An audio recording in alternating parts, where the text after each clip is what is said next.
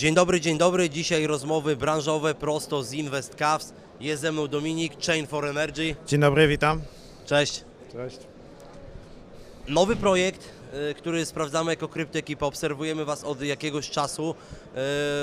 Projekt dla mnie może trudny, może intrygujący, może trochę inny, ale zanim przejdziemy do Chain for Energy, jakbyś powiedział parę słów, jak w ogóle długo pracujecie nad projektem, kto jest w teamie, jak wygląda Wasz zespół? Okej, nad projektem pracujemy w sumie od połowy 2021 roku, to były pierwsze przymiarki. Kick-off zrobiliśmy pod koniec 2021 na JTEX-ie, to jest listopad. I w zasadzie development już rozpoczął się od tego momentu po zebraniu Presida. Jeżeli chodzi o zespół, no to zespół jest w dużej części oparty o inżynierów, którzy ze mną współpracują jakieś 20 lat, to są bardzo doświadczeni ludzie. Ja zajmuję się software managementem właśnie ponad 20 lat, tak samo software developmentem, tak samo zarząd, można powiedzieć, tego projektu. Mamy bardzo mocny zespół advisorów technicznych z perspektywy energetyki i tam są zarówno naukowcy, jak i osoby, które zajmowały najwyższe stanowiska i zajmują nadal najwyższe stanowiska w bardzo dużych firmach energetycznych w Polsce, w Wielkiej Czwórce też między innymi, którzy wszystkie nazwy rozpoznają. No i mamy też sporą ilość advisorów z perspektywy krypto, zarówno z Cosmos SDK, na którym my jesteśmy sovereign blockchainem opartym o Cosmos SDK, jak i z przestrzeni finansowej i funduszy. Dzięki temu jesteśmy w stanie też kształtować naszą ofertę. Staramy się zrobić to w zrozumiały sposób dla przeciętnego człowieka, co jest dość bardzo dużym wymaganiem. Będziemy wnikać w szczegóły, natomiast jesteście projektem, który ma być w konkretnej branży, ma mieć konkretny produkt, ma rozwiązywać konkretne problemy. Sporo projektów gdzieś tam robi to samo, co robią wszyscy. Czym tak naprawdę jest Chain for Energy, jakiej branży dotykacie i jakie tak naprawdę problemy ma rozwiązać Wasz projekt? No i oczywiście dlaczego to jest na blockchainie. Oczywiście. Chain for Energy jest projektem blockchainowym, który koncentruje się na transformacji energetycznej, czyli staramy się rozwiązać wyzwania i problemy, przed którymi stajemy w ramach zdecentralizowanej energetyki, bo na tym polega w dużym stopniu ta transformacja. Zdecentralizowana energetyka i już tutaj zaczynam się zastanawiać, o co tutaj chodzi. Tak, energetyka jest zdecentralizowana. Transformacja jakby oparta o Zielony Ład, który jest wynikiem Unii Europejskiej tak naprawdę. Ona w dużym stopniu intensyfikuje budowanie zdecentralizowanej energetyki, czyli powstawanie prosumentów oraz społeczności energetycznych, które się samobilansują, co pozwala zmniejszyć produkcję CO2 do atmosfery. Więc są bardzo wysokie oczekiwania z perspektywy Unii Europejskiej. No i jak każdy kraj, który jest w Unii Europejskiej, w tym Polska, również musimy to wdrażać. No i wyzwanie, które się pojawia, to jest po prostu odpowiedni software, który adresuje tą nową architekturę, bo to jest nowa architektura sieci energetycznej. Jeżeli chodzi o sam produkt, to kto tak naprawdę może być Waszym klientem, Okay. z czego może dokładnie skorzystać, tak żebyśmy też wiedzieli tak naprawdę po co jest ten produkt i dla kogo jest dedykowany. No dobrze, to może my się koncentrujemy na takich 3 przestrzeniach. Jedna przestrzeń, której powiedziałem, to jest ta zdecentralizowana energetyka. Druga przestrzeń to naszymi rozwiązaniami chcemy zaadresować wahania i wysokie ceny energii, z którymi mamy ostatnio do czynienia. I również trzecia przestrzeń to są problemy związane z ładowarkami tak naprawdę z perspektywy elektromobility. Ich jest po prostu za mało. I dla każdej tej przestrzeni mamy produkt, który działa zarówno z perspektywy zdecentralizowanej energetyki, to mamy produkt, który aktualnie jest wykorzystywany na rynku przez Keno Energia i obsługuje prosumentów. Mamy tam 400 plus użytkowników, jakby mamy tendencję rosnącą, no po prostu dochodzi do transformacji i ci użytkownicy naturalnie przychodzą. Budujemy spółdzielnie energetyczne i tutaj mamy naprawdę... Spółdzielnia to w większości, mi to się kojarzy, tak jak u mnie na osiedlu jest spółdzielnia, wspólnota mieszkaniowa i też fajnie byłoby parę słów powiedzieć, bo wiele osób chyba nie postrzega w ogóle, że z energią coś można robić, że można ją sprzedawać, że można współdzielić. To jest taki temat przynajmniej dla mnie nowy i dość trudny. Tak, raczej... Tu chciałbym uniknąć jednej rzeczy, bo wszystkim się kojarzy spółdzielnia i z tymi głosowaniami, którą mamy w mieszkaniach i nie do końca wiemy, czy to ma sens i tak dalej. To troszeczkę inaczej działa. Jest to organizacja, która jest bardzo intensyfikowana przez Unię Europejską i zarówno przez państwo polskie jako członek. Nasza oferta jest szczególnie na Unii Europejskiej skoncentrowana, ponieważ to pozwala zbliżyć produkcję energii z jej konsumpcją, czyli popyt i podaż jest lokalny, co pozwala na bilansowanie energii. Jest to bardzo intensyfikowane przez Unię i dzięki odpowiednim zarządzaniu źródłami i konsumpcją lokalnie jesteśmy w stanie zrobić bardzo dużą oszczędność. Z modeli matematycznych i symulacji ona jest nawet do poziomu 83% oszczędności na kilowatogodzinie energii, którą mamy, więc to jest dość duża oszczędność. Tylko to jest złożone, do tego trzeba mieć odpowiedni software. Nie da się tego zrobić na kartce i tu pojawiamy się my. Tu pojawia się Chain for Energy. Tak jest. Jesteśmy w Krakowie na InvestCavsach i tak dzisiaj trochę pojeździliśmy. Patrzymy na te elektryczne samochody, to jest taki temat. Polacy chyba nie chcą kupować, nie wiedzą gdzie to ładować, nie ma stacji. Czy to jest ta materia, to jest też coś, co chcecie wprowadzić do, nie wiem, publicznego użycia, żeby to stało się bardziej powszechne? Tak, jak najbardziej. Raczej też bardzo silnie wierzymy i też, że transformacja raczej mobilności jako takiej to jest element, który jest nieodwracalny już. Jesteśmy na takim etapie, że jest nieodwracalny, ale mamy bardzo duży problem takiego kury i jaja. Żeby kupić sobie samochód, który jest mimo wszystko dość dużym wydatkiem, samochody są droższe od Tesla samochodów. teraz potaniała, jak będziesz chciał kupić, to jest na promocji. Dobrze, biorę. Ale jest problem, bo nie ma miejsc do ładowania publicznie dostępnych i tak naprawdę na podstawie badań mamy 13 samochodów, tych samochodów jest dość mało w kraju, to mamy 13 samochodów na jedną publiczną ładowarkę. Publicznie dostępnych ładowarek jest mało, a jeżeli mamy ulice, które są nieruchliwe, gdzie rzeczywiście stoją samochody, ta gęstość ładowarek powinna być większa, tak żeby parkując samochód można było go sobie podpiąć po prostu do ładowarki i naradować w zasadzie w każdym miejscu. Prąd elektryczny to nie jest paliwo, tak, które musimy w bezpieczny sposób przechowywać i ono może być w jednym miejscu. Tak naprawdę to jest paliwo, które może być dostępne wszędzie, tylko jest to jakby też niska świadomość społeczna z perspektywy regulacji, że to jest możliwe i brakuje systemów, które odpowiednio to intensyfikują. No i tutaj też mamy ofertę, która adresuje to na początku z przestrzeni takiego sąsiedzkiej wymiany energii, ale de facto produkt będzie rozwijany na szersze spektrum rynku.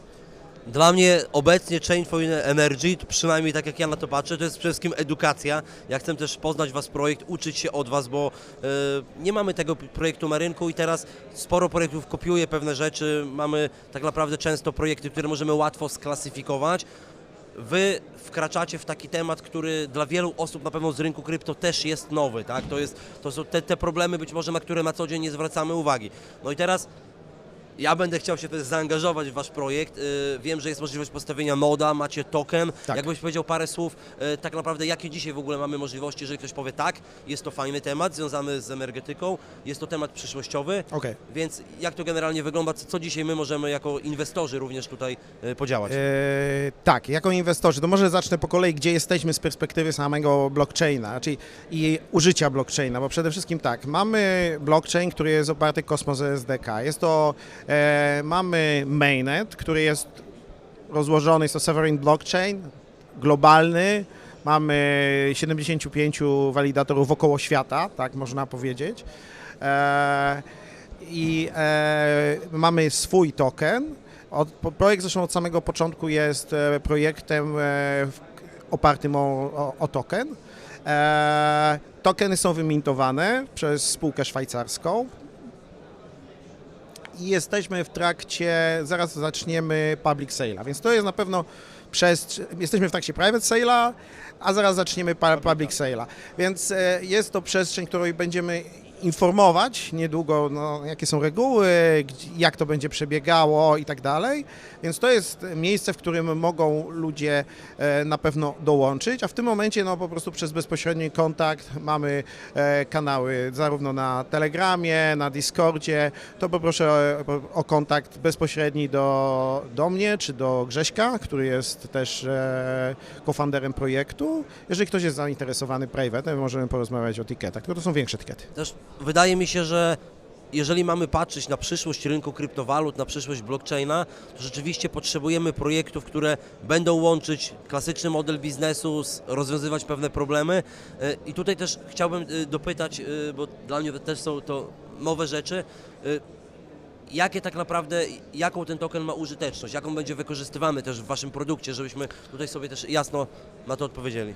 Jeżeli chodzi o użycie tokena, to token nasz jest używany do zabezpieczenia sieci. To jest jedna rzecz podstawowa, czyli mamy konsensus proof of stake, mamy opłaty, mamy fee po prostu od użycia tokena i to jest fee, które płacą nasze produkty, software as a service.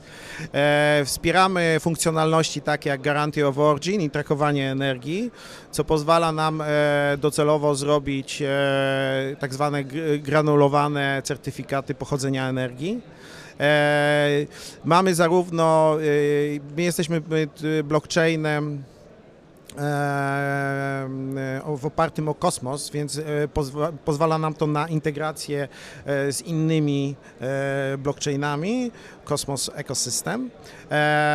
Mamy tokenizację energii i swap energii, jeżeli przejdziemy na przykład Tutaj myślę, że w ogóle to zagadnienie samej tokenizacji energii rozwiniemy w kolejnych filmach, bo wiele rzeczy oczywiście się tokenizuje, ale ja Wam powiem Ci szczerze, że zanim poznałem Chain for Energy, to nigdy nie myślałem o tym, że energię można tokenizować i że są tutaj takie problemy, które w ogóle można rozwiązywać w ten sposób.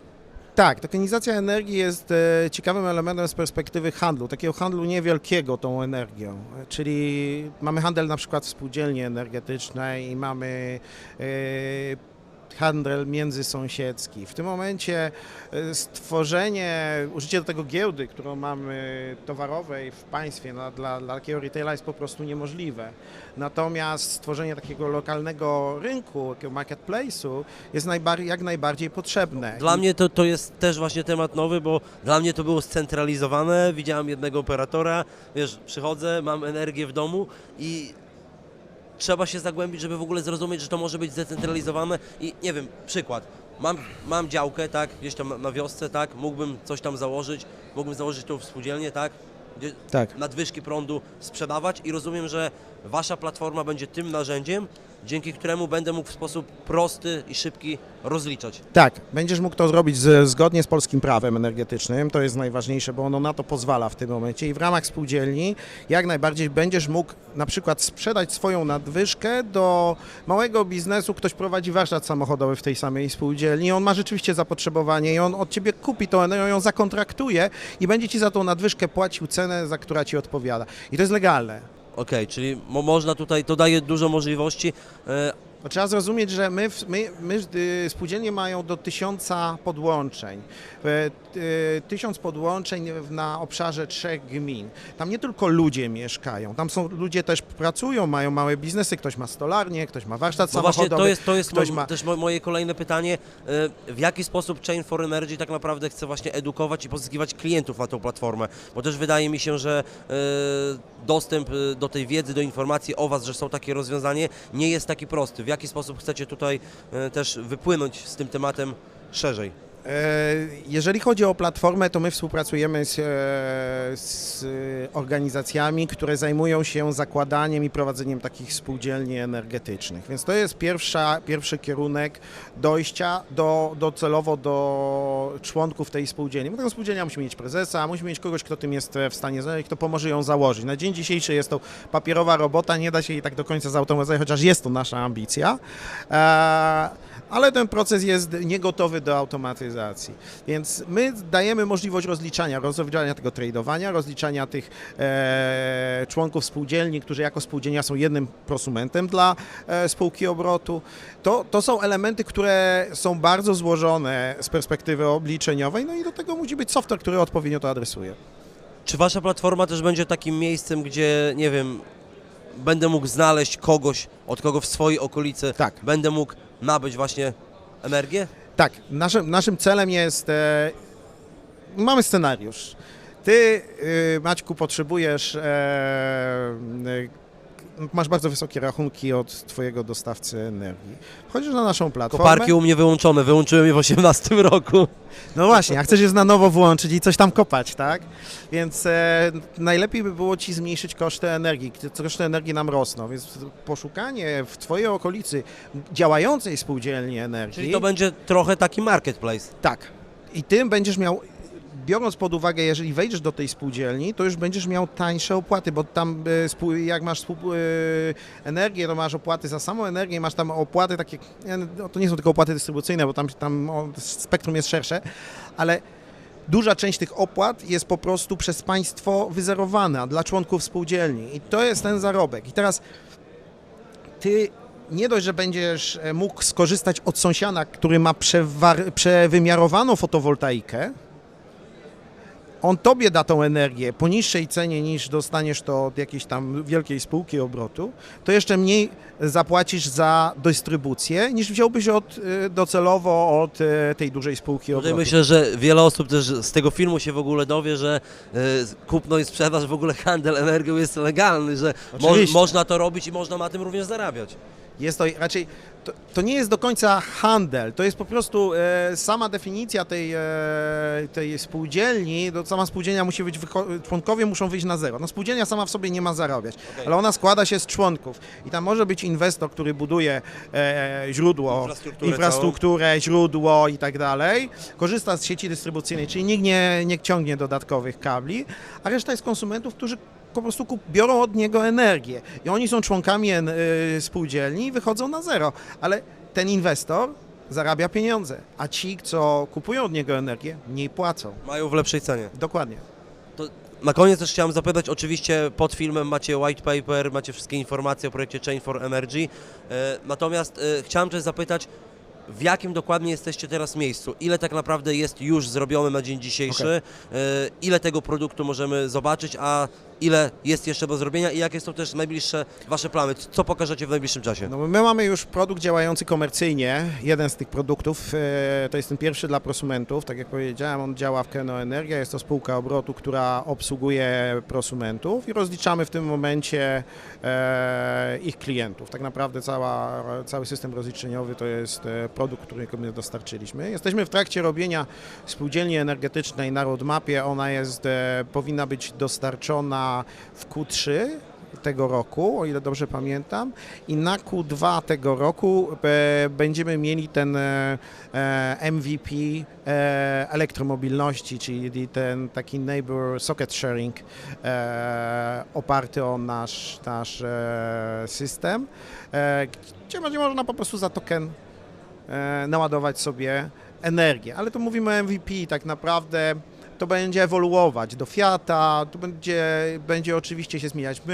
Chcę zaznaczyć jedną rzecz, my jesteśmy legitną firmą. Mamy dużo ekspertów z energetyki i współpracujemy też z bardzo dobrymi biurami prawniczymi, energetycznymi. Często powstają projekty tak naprawdę, które myślą co zrobić, robią produkt, a Nie. u Was Chain for Energy wynika z potrzeby tego, że są pewne rzeczy, które można zrobić, trzeba zrobić i które są też przyszłościowe. Tak, znaczy wiesz, zawsze jest wizja ważna. Ważne jest to znalezienie potrzeby, tak? I to było w 2021 roku, gdy zaczynaliśmy. Widzieliśmy, że mamy niesamowitą transformację, niesamowity rozwój w energetyce i jesteśmy jeszcze jakby na początku drogi.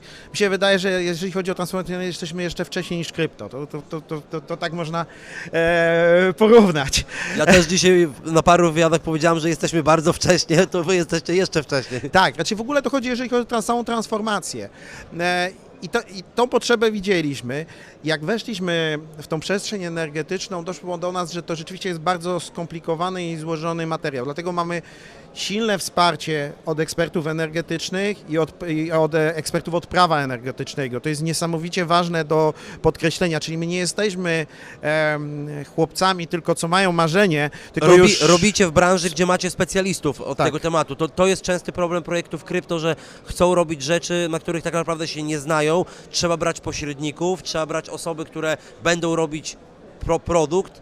Tak Czyli jest. u Was są osoby, które znają się na temacie, siedzą w temacie, są ludzie doświadczeni i blockchain to jest ta droga, którą przyjęliście, żeby rozwijać właśnie Tak, ten temat. to jest nic dodać, nic ująć, Maćku. No dokładnie jest tak jak mamy bardzo mocne te fundamenty, można powiedzieć, i merytoryczne, i programistyczne, no i mamy też fajną tokenomię, zapraszam wszystkich do oglądnięcia No właśnie, naszego... też będą materiały, pitch decka. będziemy oczywiście noda stawiać kryptoekipy, także warto to przejrzeć. Będziemy przeglądać white paper, będziemy przeglądać pitch deck, bo jest sporo informacji i ja, tak jak nagrywam wywiady zawsze na luzie, to powiem dzisiaj też, no słuchajcie, ja też się uczę, więc ten wywiad nie jest taki łatwy.